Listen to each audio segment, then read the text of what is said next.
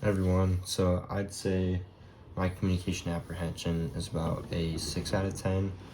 I'm not someone who like completely avoids speaking, but I definitely feel nervous in certain situations, especially like public speaking in a big setting.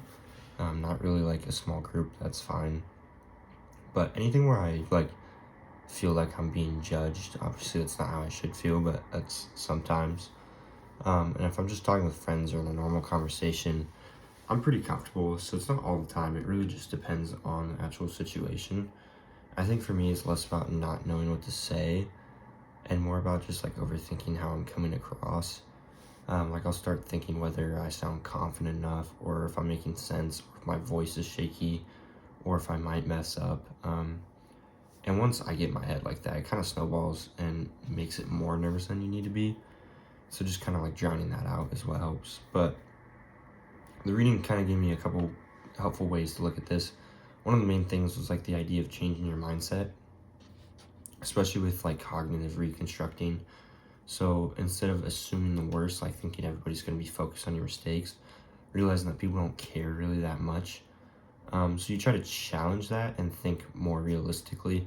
Most people aren't paying that close attention, and even if you do mess up, they really don't care. And that helped me realize that a lot of pressure is coming from internal and not external.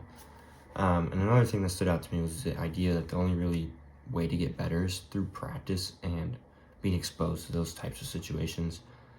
So for me, it's just like basketball, like practicing constantly and exposing myself to situations I might experience in the game.